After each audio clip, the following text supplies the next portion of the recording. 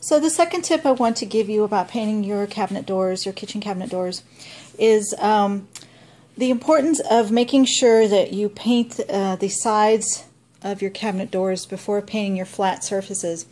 Your cabinet doors have two surfaces.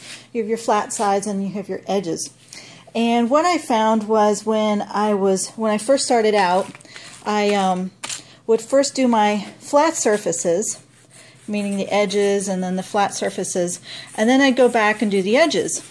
Well, what was happening, especially if I had a lot of paint loaded up on my roller, when I went to go do my sides, let's see if I can do this while holding a camera, what would happen, I'm not sure if you can see this, is that when I went over the edges with my roller, you can see that I was getting paint buildup, I'm pointing out right here, along the edges. And then what I would have to do inevitably is go back over the flat surfaces to get rid of them. So I'd have to roll back over these to get rid of those raised edge, buildup of paint on the edges. And if you're starting on one end of your door and then you go back, you realize you have raised paint on the sides or on your edges, and you go back to go paint over them, and the part that you first started painting is already starting to dry, you could have an issue with your surface, or your final coat of what you're doing is going to get messed up, and you may end up having to fix it. So that was what I wanted to tell you. Make sure that you paint your sides first with your roller, and then do your flat surfaces.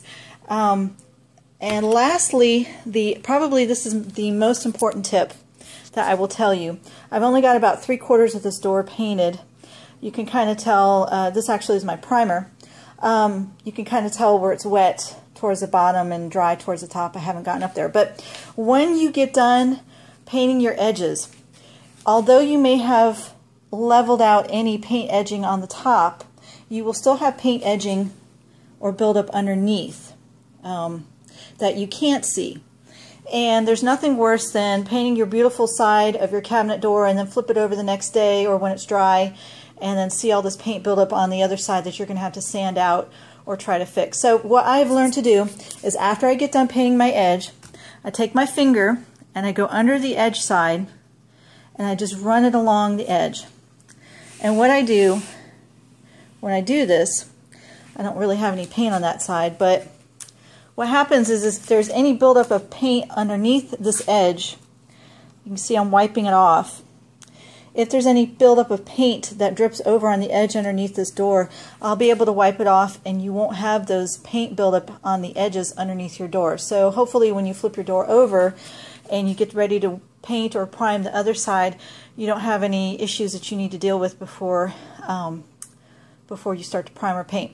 And I would say this is probably most important when doing your prime.